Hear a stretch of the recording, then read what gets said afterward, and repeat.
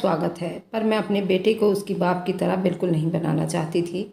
मैं उसको ऐसा माहौल देना चाहती थी, बस वह सबसे प्यार मोहब्बत से रहे और अपनों की कदर करना सीखे। अपनी ज़िंदगी में मैंने जो कुछ सहा था वह कोई आम बात नहीं थी। मुझे अपनी पिछली ज़िंदगी का सोचकर मेरा पूरा बदन सिहर उठता था। खुदा ना करे कभी किसी के साथ ऐसा हो। मेरी कहानी कुछ ऐसी थी। अब सुनिए मेरी पूरी कहानी। मैं प्रेग्नेंट नहीं हो रही थी, इसलिए आज डॉक्टर के पास गई। डॉक्टर ने मेरे पति को बाहर बैठने के लिए कहा। अंदर से कमरे को कुंडी लगा दी, फिर लाइट बंद की। मैं माँ नहीं बन पा रही थी। डॉक्टर ने मेरा चेकअप करते करते मुझे। अब सुनिए पूरी कहानी। मैं अस्पताल के रिसेप्शन एरिया में अपने पति के साथ बैठी थी, बेहद परेशान थी। मेरा पति मुझे घूर घूर कर देख रहा था। मैंने उस पर एक नज़र डाली और जल्दी से हटा ली। मुझे वहाँ पर बहुत बेचैनी सी महसूस हो रही थी। जब से मैंने ये सुना था इस अस्पताल में एक मेल डॉक्टर इलाज करता है, मैंने कैसे किसी आदमी से ऐसे इलाज करवा सकती थी। मैं उस उलझन का शिकार थी कि न जाने वो मुझे कैसे कैसे सवाल करेगा, क्या कहेगा और मैं उसे कैसे जवाब दे पाऊंगी। मैंने अपने पति से कहा भी था वह मेरा इलाज किसी लेडी डॉक्टर से करवा दे, लेकिन वह कहने लगा, मैंने सुना है इस डॉक्टर के हाथ में बहुत जादू है। उसने आज तक जितनी भी औरतों का इलाज किया है, एक बार भी उसे नाकामी नहीं हुई है। लेकिन मैं तो बहुत परेशान थी। मैं अपनी इसी उलझन में उलझी हुई थी। तभी नर्स रिसेप्शन एरिया में आई और कहने लगी, सुहाना कौन है? मेरा पति कहने लगा, ये मेरी पत्नी है। मैंने वहाब का हाथ पकड़ लिया, वह भी मेरे साथ खड़ा हो गया। लेकिन नर्स ने कहा कि डॉक्टर पेशेंट को ही चेक करता है, पेशेंट के साथ किसी को भी अंदर आने की परमिशन नहीं है। ये सुनकर तो मैं और भी ज़्यादा नर्वस होने लगी थी। मैं चाहती थी कि वहाब मेरे साथ डॉक्टर के पास जाए। वहाब ने मुझसे अपना हाथ छुड़ाया और मुझे समझाने लगा, जाओ अंदर, डॉक्टर की हर बात को ध्यान से सुनना और उसे सही सही जवाब देना। घबराने की कोई ज़रूरत नहीं है। लेकिन मैं बहुत परेशान थी। जो बात मैं एक लेडी डॉक्टर से कर सकती थी, किसी भी मेल डॉक्टर से नहीं कर सकती थी। मुझे तो ये समझ नहीं आता था आखिर जच्चे बच्चे वाले रूम में किसी मेल डॉक्टर औरत का इलाज करना कहाँ तक सही है, जबकि बड़े बड़े शहरों में ये बातें गलत नहीं समझी जाती है। लेकिन मैं गांव से थी। शादी के बाद वहाब के साथ शहर में रहने लगी थी, लेकिन मेरा संबंध गांव से ही था, इसलिए मैं बेहद झिझक रही थी। मैं उस नर्स के साथ डॉक्टर के रूम तक पहुंची। नर्स मुझे डॉक्टर के रूम के अंदर ले गई। सामने डॉक्टर को देखकर कुछ हैरानी सी हुई थी। उसके बारे में मेरे पति ने कहा था वह बहुत ही बूढ़ा डॉक्टर है। आज तक उसके हाथ से कोई भी केस खराब नहीं हुआ है। मेरे ख्याल से तो डॉक्टर को काफ़ी उम्र दराज होना चाहिए था, लेकिन यहाँ तो ये नौजवान सा डॉक्टर था, यही कोई मेरे हस्बैंड की उम्र का ही था। मुझे देखकर उसने मुझे सामने कुर्सी पर बैठने का इशारा किया। जैसे ही मैं उसके सामने बैठी, उसने नर्स से कहा, कमरे से बाहर जाओ, मुझे मरीज को चेक करना है। जैसे ही नर्स कमरे से बाहर जाने लगी तो डॉक्टर ने कहा कि दरवाज़ा अच्छे से लॉक कर देना। ये सुनकर मेरा दिल और भी बेचैन हो गया था। नर्स ने मुस्कुराकर दरवाज़ा लॉक किया, वह कमरे से बाहर चली गई। पहले तो उस डॉक्टर ने मुझे सर से पैर तक बड़े गौर से देखा। फिर जो सवाल उसने मुझसे किया, मैं तो सुनकर ही शर्म से पानी पानी होने लगी थी। डॉक्टर कहने लगा, शादी को कितने साल हो गए हैं? मैंने कहा 5-6 साल। फिर पूछने लगा, पति से संबंध बनाते टाइम खुश होती हो या नहीं? मुझे समझ नहीं आ रहा था मैं उस सवाल का क्या जवाब दूँ। शर्म की वजह से मेरी नज़रें झुकी हुई थी। डॉक्टर ने अगला सवाल किया, प्रेग्नेंट होने के लिए कब से दवाइयाँ खा रही हो? मैंने कहा पिछले 2 साल से। तो डॉक्टर ने कहा, क्या इससे पहले तुम प्रेग्नेंट हुई हो? मैंने कहा कि शादी के 1 साल के बाद ही मैं प्रेग्नेंट हुई थी, लेकिन मैं उस बच्चे को जन्म नहीं दे पाई थी, क्योंकि वह बच्चा जन्म लेने से पहले ही मैंने जानबूझकर उससे सच छुपा लिया था। मैं डॉक्टर को नहीं बता सकती थी। मेरा पहला बच्चा इस दुनिया में आने से पहले उसे मेरे ही पेट में मार दिया गया था। मेरी बात सुनकर वह कहने लगा, अच्छा ठीक है। फिर थोड़ी देर के बाद बोला, आप सामने बेड पर लेट जाइए, मैं आपका चेकअप करना चाहता हूँ। ये सुनकर तो मेरे होश उड़ गए थे। मैंने कहा कि मैं यूँ आपसे चेकअप नहीं करवा सकती। मेरी बात सुनकर कुछ देर तक तो वो मुझे देखता रहा, फिर मुस्कुराने लगा और कहने लगा, क्यों, क्या हुआ? क्या आप नहीं जानती कि आप एक मेल डॉक्टर से अपना इलाज करवाने आई हो? मुझे लगा जैसे उसके शब्दों में थोड़ा गुस्सा था। मैंने कहा कि आपको यहाँ पर एक लेडी डॉक्टर को भी रखना चाहिए था। वह कहने लगा कि आप मुझे सिखाएंगी कि मुझे अपने मरीज को कैसे देखना है और कैसे नहीं, मुझे क्या करना चाहिए और क्या नहीं। वह कहने लगा, यहाँ आने वाली हर औरत का मैं ही चेकअप करता हूँ। इनमें से तो कभी किसी को कोई ऐतराज़ नहीं हुआ। अगर आपको इतना ही ऐतराज़ था तो आपको यहाँ नहीं आना चाहिए था। आप बेकार में मेरा टाइम खराब कर रही हो। कहते ही डॉक्टर ने सामने रखी टेबल पर बेल बजाई और नर्स कमरे के अंदर आ गई थी। शायद वह दरवाजे की चाबी बाहर ही लगाई हुई थी, जिससे उसने लॉक खोला। डॉक्टर ने नर्स से कहा कि उनके पति को अंदर बुलाइए। कुछ देर के बाद ही वहाब नर्स के साथ अंदर आया। डॉक्टर ने उसे भी सामने कुर्सी पर बैठने का इशारा किया। डॉक्टर ने कहा कि आपकी पत्नी मेरे साथ बिल्कुल भी कॉपरेट करने को तैयार नहीं है। ये कह रही है मुझे यहाँ पर एक लेडी डॉक्टर रखनी चाहिए थी। देखिए, अगर आपने मुझसे इलाज नहीं करवाना था तो मेरा टाइम खराब करने की क्या ज़रूरत थी। ये सुनकर वहाब ने मुझे गुस्सैली नज़रों से देखा था। डॉक्टर कहने लगा, आप उनको वापस ले जा सकते हैं। पहले आप अपनी पत्नी का मन बनाओ कि उसे अपना इलाज मुझसे करवाना है या नहीं। जब यह दिल से राजी हो जाएगी तो फिर आप लेकर आ सकते हैं। ये सुनकर वहाब में गुस्से से मुझे उठने को इशारा किया। मैं चुप से नजरें झुकाए कमरे से बाहर निकल आई। वापसी के पूरे रास्ते ड्राइव करते हुए वहाब मुझे ही बातें सुना रहा था कि पिछले 5 सालों से मैं तुम्हारा बहुत इलाज करवा चुका हूँ, लेकिन तुम प्रेग्नेंट नहीं हो पा रही हो। हर जगह से मुझे मायूसी होती है। इस डॉक्टर की गारंटी है, उसके इलाज से औलाद गारंटी से हो जाती है और केस कभी खराब नहीं होता। इसलिए मैं तुम्हें यहाँ लेकर आया था, लेकिन तुम्हारे तो नखरे शुरू हो गए हैं। आखिर चाहती क्या हो तुम? देखो, अगर तुम्हारी यही हरकतें रही ना तो मैं तुम्हें ज़्यादा दिन बर्दाश्त नहीं करूँगा। मैं तुम्हें अपनी ज़िंदगी से निकाल दूंगा। मुझे हर हाल में अपने खानदान के लिए वारिस चाहिए। तुम जानती हो कि मुझे एक बच्चे की बहुत ज़रूरत है। मुझे इसी साल अपनी खुद की औलाद चाहिए।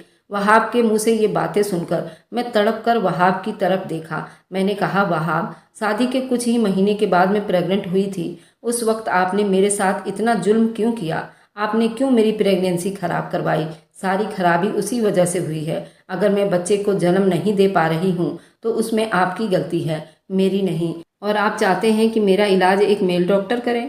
मैं तो आज गुस्से से जैसे फट ही पड़ी थी। मैंने वहाब से साफ कह दिया था, मैं अपना इलाज किसी से भी मेल डॉक्टर से नहीं करवाना। मेरी बात सुनकर वहाब ने गाड़ी की स्पीड बहुत तेज बढ़ा दी थी। मेरा दिल पहले से ही डरा हुआ था। मैं जानती थी वह गुस्से में ऐसा कर रहा है, इसलिए मैं चुप हो गई और खिड़की से बाहर देखने लगी। मुझे डर भी लग रहा था क्योंकि वह बहुत तेज गाड़ी चला रहा था। लेकिन अगर मैं उसे कहती कि मैं डर रही हूँ तो वह गाड़ी की स्पीड स्लो करे तो वह और भी ज़्यादा बढ़ा देता। ऐसा ही था, जज्बाती। इन 4 सालों में उसे अच्छी तरह से जान गई थी कि मेरा किसी बात को इनकार करना वहाब को गुस्सा दिला देता था और गुस्से में वो पागल हो जाता था। फिर उसे कुछ भी नज़र नहीं आता था। वहाब का गुस्सा सहने के लिए मैं मजबूर थी। उसके अलावा मेरे पास कोई दूसरा रास्ता नहीं था। मैं एक बहुत ही गरीब खानदान से थी। वैसे तो मैं अपने माँ बाप की इकलौती औलाद थी, लेकिन इकलौते बच्चे का जो लाड प्यार होता है वो मुझे नहीं मिला था। लाड प्यार भी बच्चों को तभी मिलता है जब घर में खुशहाली होती है। हमारे घर में तो मैंने बहुत गरीबी देखी थी।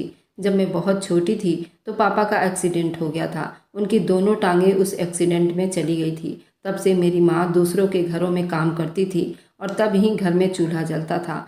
पापा के अंदर जिंदगी जीने की उमंग खत्म हो चुकी थी। वह चारपाई पर पड़े पड़े अंदर ही अंदर रोते रहते थे। जब मैं 16 साल की हुई तो पापा इस दुनिया को अलविदा कह चुके थे। मेरी माँ तो पहले ही काम करती थी। पापा के जाने के बाद उन्होंने वैसे ही काम करना था, क्योंकि कमाने वाला अब कोई नहीं था और कमा कर ही मुझे पाल रही थी। 8वीं क्लास के बाद ही मैंने पढ़ाई छोड़ दी थी। मुझे पढ़ाई में कोई दिलचस्पी नहीं थी, जबकि मेरी माँ ने एड़ी से चोटी तक का जोर लगाया था ताकि मैं पढ़ लिख कर अपने पैरों पर खड़ी हो जाऊं। लेकिन मेरा मन पढ़ाई में बिल्कुल नहीं लगता था। घर अपना था, इसलिए इतनी ज़्यादा परेशानी नहीं होती थी। मम्मी को जो भी पैसे मिलते थे जैसे तैसे करके वो मेरी फीस भर देती थी और आगे भी मुझे पढ़ाना चाहती थी। वो मुझे समझाती थी, पढ़ाई के बिना ज़िंदगी कुछ भी नहीं है। माँ ने कहा कि मेरी तो जैसे तैसे ज़िंदगी कट गई है, लेकिन मैं तुम्हें खुशहाल ज़िंदगी देना चाहती हूँ। पढ़ लिख जाओगी तो अपने पैरों पर खड़ी हो जाओगी, किसी की मोहताज नहीं रहोगी। लेकिन मैंने कभी भी पढ़ाई में दिल नहीं लगाया। माँ के काम पर जाने के बाद मैं भी अपनी सहेलियों के साथ घूमने फिरने निकल जाया करती थी। अब माँ ने मुझे पढ़ाई के लिए परेशान करना बंद कर दिया था, क्योंकि वह भी समझ चुकी थी कि अब मैं पढ़ाई नहीं करूँगी। अब जिंदगी यूं ही बीतने लगी और मैं 21 साल की हो चुकी थी। मम्मी की एक सहेली थी जो अब शादी के बाद शहर में रहने लगी थी। मम्मी की सहेली का मायका हमारे ही गांव में था। एक बार जब वो अपने मायके आई तो मम्मी से भी मिलने आई थी। वह अपने इकलौते बेटे वहाब के लिए मुझे पसंद कर गई थी, जबकि मेरी माँ ने उनसे कह दिया था कि हमारे पास देने के लिए कुछ भी नहीं है। लेकिन मम्मी की सहेली को मैं बहुत पसंद आ गई थी और वैसे भी मम्मी का बोझ भी हल्का करना चाहती थी, क्योंकि मम्मी अब बीमार रहने लगी थी। इसलिए अपने बेटे वहाब के साथ मेरी शादी कर दी। मेरी वहाब की शादी को 5 महीने हो चुके थे कि मेरी माँ इस दुनिया से चली गई। मैं अपने बीते हुए कल की दुनिया से एकदम से चौंक कर निकली थी, क्योंकि गाड़ी घर के सामने बड़ी जोर की ब्रेक लगने पर रुकी थी। मेरा सर सामने बोर्ड से टकराते टकराते बचा था। मैं उतरने से पहले ही वहाब गाड़ी से उतरा और गाड़ी का दरवाज़ा बड़े जोर से बंद कर दिया और घर के दरवाजे का ताला खोलने लग गया। ये देखकर मैं समझ गई थी कि आज फिर मेरी सामत आई है। मुझे तो ये इंसान कोई दिमागी मरीज लगता था। जब से मेरी शादी हुई थी मुझे ज़िंदगी में कोई खुशी नसीब नहीं हुई थी। मुझे ये बात समझ नहीं आई थी कब कोई बात उस इंसान के दिमाग के खिलाफ हो जाए और ये मेरी ज़िंदगी को जहन्नम बनाकर रख देगा। जैसे ही मैं घर के अंदर दाखिल हुई उसने मुझे बाजू से दबोच कर पकड़ा और घसीटते हुए अंदर कमरे में ले गया। मुझे बेड पर पटक दिया और कहने लगा, बहुत ज़्यादा जुबान चलाने आ गई है ना। तुम जानती हो कि मुझे बहस पसंद नहीं है, ये बात तुम अच्छी तरह से जानती हो। फिर भी आज माफ़ कर रहा हूँ। आगे से मेरे सामने तमीज़ के साथ पेश आना। एक बात मेरी कान खोल कर सुन लो, मैं कल तुम्हें दोबारा उस डॉक्टर के पास लेकर जाऊँगा। अंदर तुम चुप से उस डॉक्टर से चेकअप करवा लेना। जिस तरह गुस्से से वहाब मुझसे कह रहा था, मैं जानती थी कि अगर मैं उसकी बात से मना करूंगी तो वो मेरे मुंह पर थप्पड़ों की बरसातें करेगा। वह ऐसा ही था, जिद्दी जुनूनी। गुस्से में उसे कुछ भी दिखाई नहीं देता था। इसलिए मैंने भी अपनी जुबान बंद रखी और कुछ भी नहीं कहा। अगले दिन वो मुझे डॉक्टर के पास दोबारा ले गया। जब मैं उस डॉक्टर के कमरे में गई तो वो मुझे देखकर गुस्से से मुस्कुराने लगा था। फिर कहने लगा, बेड पर लेट जाओ। मैं इस तरह चुप से लेट गई।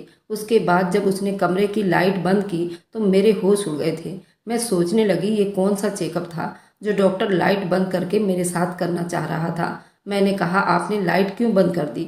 वह कहने लगा, मेरे इलाज का यही तरीका है। ये कहकर डॉक्टर मेरे पास आ गया। उस कमरे में हल्की हल्की सी रोशनी थी, वह भी शायद खिड़की से आ रही थी।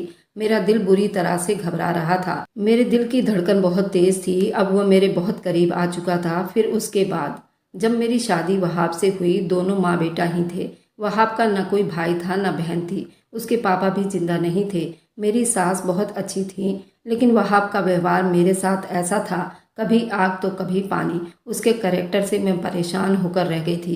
कभी कभी तो मेरी बड़ी बड़ी बात को भी नज़रअंदाज कर जाता था और कभी कभी जरा सी बात पर भी लड़ने झगड़ने लगता था। जब तक मेरी सास जिंदा थी वहाब से मेरी खातिर लड़ जाती थी। कहती थी, क्यों तुम इस बेचारी के पीछे पड़े रहते हो? वह तो तुम्हारे सामने उफ तक भी नहीं करती। खुद में थोड़ा बदलाव लेकर आओ। अब तुम शादीशुदा हो, हर टाइम गुस्सा और झगड़ा अच्छी बात नहीं होती। शादी को 1 महीना बीत गया था। वहाब 1 महीने में ही मैं वहाब से तंग आ चुकी थी। उस 1 महीने के टाइम में कई बार मैंने मिन्नतें करते करते रोते हुए वहाब को मनाया था। अगर वह किसी बात पर नाराज हो जाता, जब तक मैं उसके सामने रोते हुए हाथ जोड़कर माफिया नहीं मांगती, वह बिल्कुल भी नहीं मानता था। 1-2 बार वहाब ने मुझ पर हाथ भी उठा चुका था। छोटी छोटी बातों पर भी वह इतना ज़्यादा गुस्सा हो जाता था, मेरे ऊपर हाथ उठा देता था। कभी कहता कि तुम मेरी शर्ट सही तरीके से प्रेस नहीं करती हो, कभी कहता कि तुम चाय अच्छी नहीं बनाती हो, जबकि मैं अपनी तरफ से पूरी कोशिश करती थी जैसा उसे पसंद है मैं वैसा ही काम करूं। लेकिन वह किसी तरह से राजी नहीं होता था। शादी के कुछ महीने के बाद ही जब मैं पहली बार प्रेग्नेंट हुई, जो हाल मेरा वहाब ने किया था, सुनने वालों की शायद आत्मा तक कांप उठेगी। उन दिनों जब मैं प्रेग्नेंट हुई तो मेरी तबीयत थोड़ी खराब थी, इसलिए मेरी सास मुझे मेरे घर के पास ही अस्पताल में डॉक्टर के पास लेकर गई। डॉक्टर ने मेरी एक टेस्ट करवाई और खुशखबरी सुना दी कि मैं प्रेग्नेंट हूँ। मैं भी ये खबर सुनकर बहुत खुश हो गई थी। हो सकता था जब ये खबर वहाब को मालूम होगी तो वह भी सुधर जाएगा, मेरा ख्याल रखने लगेगा। लेकिन ये मेरी एक गलतफहमी थी। जैसे ही मेरी सास ने वहाब को ये खबर सुनाई तो वह एकदम ही गुस्सा हो गया था। उसकी आंखें गुस्से से लाल होने लगी थी। मुझे लगता था जैसे वह अपने आप में गुस्सा बर्दाश्त कर रहा हो, दिल ही दिल में गुस्से को पी रहा था। ये देखकर मैं बुरी तरह से डर गई थी। मुझे समझ नहीं आ रहा था उसे ये खबर सुनकर गुस्सा क्यों आया। ये तो खुशी की बात थी। रात को जब मैं कमरे में आई तो वो बहुत सिगरेट पी रहा था। पूरा कमरा धुएं से भरा हुआ था। जब मैंने टेबल के साइड पर देखा तो सिगरेट के बुझे हुए टुकड़ों से भरी पड़ी थी। मुझे कमरे में आते हुए देखा तो कहने लगा, हमारी शादी को अभी कुछ महीने हुए हैं और तुम्हें बच्चा पैदा करना है। गांव की जाहिल औरत, कुछ तो जिंदगी इंजॉय करने का तरीका सीखो। अभी से बच्चे की जिम्मेदारियों में मुझे नहीं पड़ना। उसके मुंह से ये सब सुनकर मैं हैरान सी रह गई थी। मैंने कहा भी, ये तो अल्लाह की देन है और उसमें तो अल्लाह की रजा शामिल होती है, मेरे ना चाहने से नहीं हो सकता।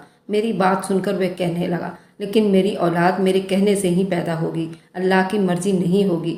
जब मैं चाहूँगा तब मेरा बच्चा इस दुनिया में आएगा और जब मैं नहीं चाहूँगा तो कोई उसे इस दुनिया में नहीं ला सकता।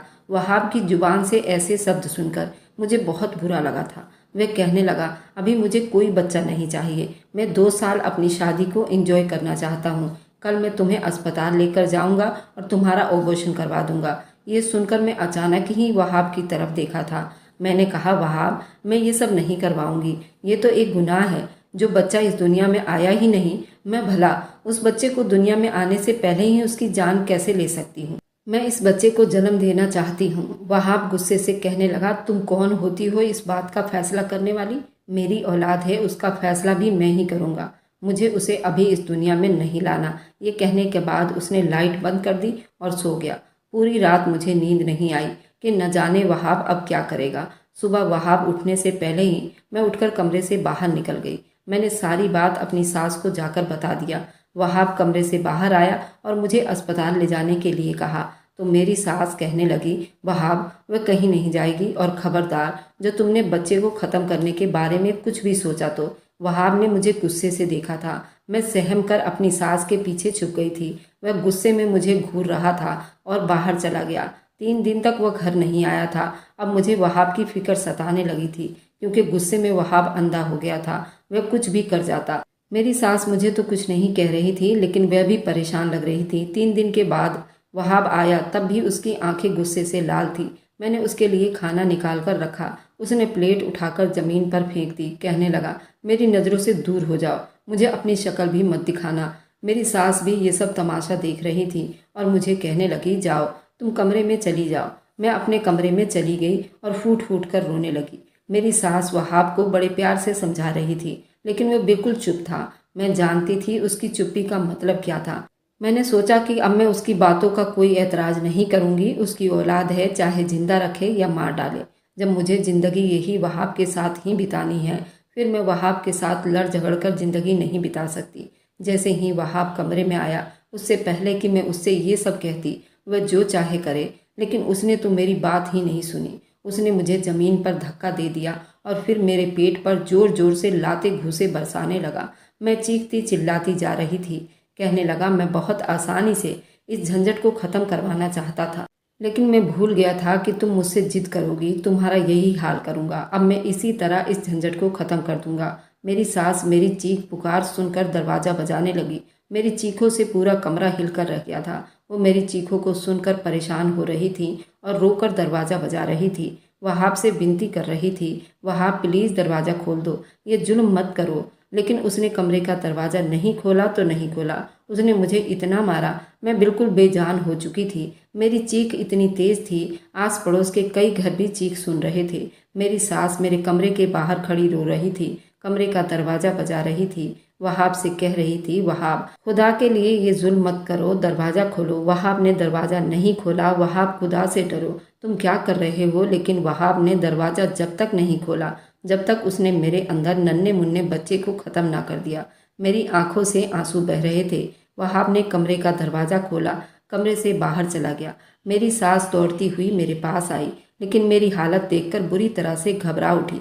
मुझे लग रहा था मैं आज ही मर जाऊंगी। मेरी सास उखड़ने लगी थी। मेरी सास रोती हुई वहाब के पास गई और हाथ जोड़कर बोली, खुदा के लिए उसे अस्पताल लेकर चलो। लेकिन वहाब तो पत्थर का बन बैठा था। मेरी सास ने फ़ोन करके एम्बुलेंस को बुलाया और मुझे अपने साथ अस्पताल ले गई। 3 दिन अस्पताल में रहे, उसके बाद घर वापस आ गई थी। वहाब ने मुझसे बिल्कुल भी बातचीत बंद कर दी थी। मैंने भी वहाब से कोई बातचीत नहीं की थी। जो कुछ भी वहाब ने मेरे साथ किया था, मेरा दिल चाहता था मैं उस पत्थर दिल आदमी की शक्ल भी ना देखूं। आज अपनी गलती का बुरी तरह से एहसास हो रहा था। मैं अपनी माँ की बात मानकर कुछ पढ़ लिख जाती तो मुझे ये दिन नहीं देखना पड़ता। मैं उस बंदे की शक्ल भी नहीं देखना चाहती थी। उसे छोड़कर मैं कहीं भी छोटी मोटी नौकरी कर लेती, अपनी ज़िंदगी गुजार लेती, लेकिन अब मैं लाचार थी, उस आदमी के टुकड़ों पर पल रही थी। मेरे सर पर हाथ रखने वाला न मेरा बाप था, न मेरी माँ, और न ही मेरे पास कोई हुनर या पढ़ाई थी। वहाब मेरी इस मजबूरी का तो फ़ायदा उठा रहा था।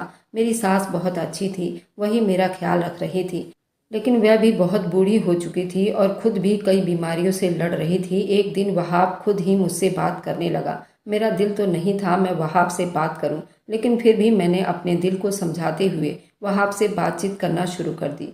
फिर उसके अलावा और दूसरा रास्ता भी नहीं था। या तो वहाब के साथ जिंदगी बिताती या फिर वापस अपने मायके चली जाती। मायके में मेरा कोई ठिकाना भी नहीं था, इसलिए दिल पत्थर का करके मैंने वहाब से बातचीत करना शुरू कर दी थी। और जो कुछ हो चुका था, जो मैं खो चुकी थी, वह मुझे वापस नहीं मिल सकता था। 1 साल तक तो वहाब मुझे न जाने कौन कौन सी मेडिसिन खिलाता रहा, क्योंकि उसे बच्चा नहीं चाहिए था। इस बीच मेरी सास भी इस दुनिया से चली गई।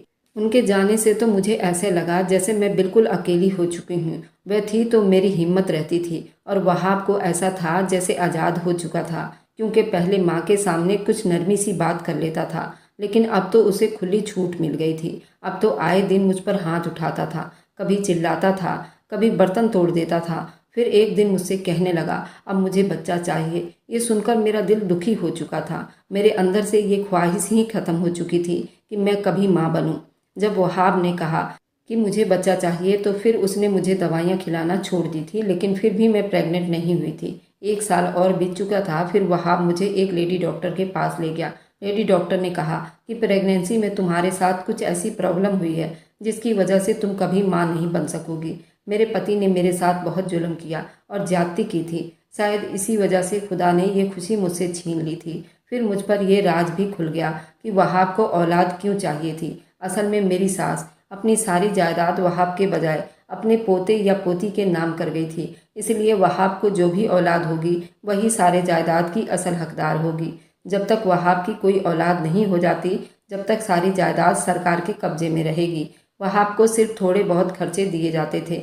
इसी गुस्से में एक दिन वहाब मुझसे लड़ते लड़ते कह गया था, और मैं समझ गई थी उसे औलाद से कोई दिलचस्पी नहीं थी। उसे तो सिर्फ जायदाद चाहिए थी जो उसकी माँ ने वहाब के आने वाली औलाद के नाम की थी। और फिर उस डॉक्टर के बारे में वहाब को मालूम हुआ तो मुझे उसके पास ले गया। डॉक्टर अंधेरे कमरे में जब मेरे पास आया और उसने मुझे एक इंजेक्शन लगाया जिससे मैं बेहोश हो चुकी थी।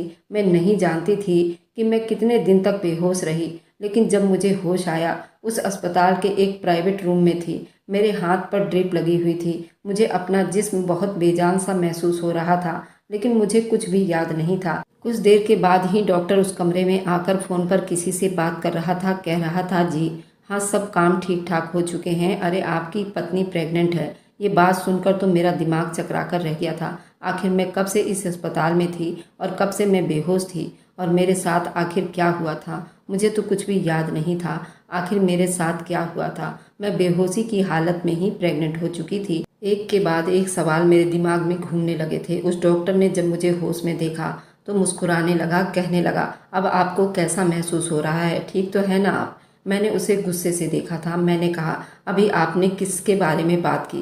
कौन प्रेग्नेंट हो चुकी है? डॉक्टर मेरी बात सुनकर मुस्कुराने लगा, कहने लगा, आपका ही तो इलाज कर रहा था, आपके पति की परमिशन से मैंने आपका इलाज किया। मैंने कहा, कब से बेहोश हूँ? क्या हुआ था मेरे साथ बताइए, क्योंकि मुझे तो लेडी डॉक्टर जवाब दे चुकी थी कि मैं कभी माँ नहीं बन सकती हूँ। वह कहने लगा, आप सिर्फ 3 दिन से बेहोश हैं। हमने आपका अंदरूनी इलाज किया है। आपके पति को औलाद चाहिए थी और एक नेचुरल तरीके से होना मुश्किल लग रहा था, इसलिए ये सब किया गया। वह हो गया जो आपका पति चाहता था। ये सुनकर मेरी आंखों से आंसू बहने लगे थे। वहाब से अब नफरत होने लगी थी कि ये कैसी अंधेर नगरी है। वह अपनी बात मनवाने के लिए किसी हद तक जा सकता है। मुझे इस बात का अंदाजा नहीं था, लेकिन उसके बाद जो कुछ हुआ मैं हैरान हो गई थी। 9 महीने के बाद मैंने एक बेटे को जन्म दिया। जिस दिन मेरा बेटा पैदा हुआ उस दिन वहाब अपने ऑफिस में था। जब फ़ोन पर डॉक्टर ने उसे खबर सुनाई तो वह तेज़ रफ्तार से ड्राइव करते हुए अस्पताल पहुंच रहा था। रास्ते में ही उसका एक्सीडेंट हो गया। उसे बच्चे का 1 मिनट देखना भी नसीब नहीं हुआ था। मौके पर ही उसकी मौत हो चुकी थी। मुझे उसके मर जाने का कोई अफसोस नहीं था। वह जिस तरह की बातें करता था, यानी खुद को खुदा से ऊपर समझने लगा था।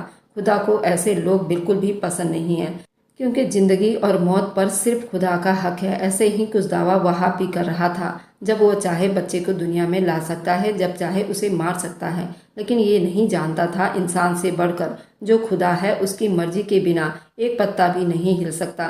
मैंने अपने बेटे को चूम करके सीने से लगाया था। वहाब की बॉडी को घर लाया गया था, उसको दफना भी दिया गया था, लेकिन मेरी आंखों से एक आंसू भी नहीं निकला था। सब लोग ये समझ रहे थे कि मुझे वहाब की मौत का सदमा लग गया है, इसलिए मेरी आंख से आंसू नहीं निकल रहा। लेकिन मुझे कोई सदमा नहीं लगा था। मुझे वहाब के जाने का कोई दुख नहीं था। वहाब के जाने के बाद जिंदगी धीरे धीरे अपने रास्ते पर आने लगी थी। मैं अपने बच्चे की परवरिश में दिन रात जी जान लगा चुकी थी। मेरी सास ने मरने से पहले सारी प्रॉपर्टी अपने पोते के नाम कर गई थी। अब अपने बेटे को ही अपने जीने का मकसद बना लिया था। अगर आपको आज की कहानी पसंद आई है तो वीडियो को जरूर लाइक कीजिएगा और अपने दोस्तों के साथ शेयर भी कीजिएगा। और हाँ, अगर आपने अभी तक हमारे चैनल को सब्सक्राइब नहीं किया है तो ज़रूर सब्सक्राइब कर लीजिए। मिलते हैं हम अपनी कल की एक नई दिलचस्प कहानी के साथ। मुझ पर सदा अपना प्यार और स्नेह बनाए रखें। सभी को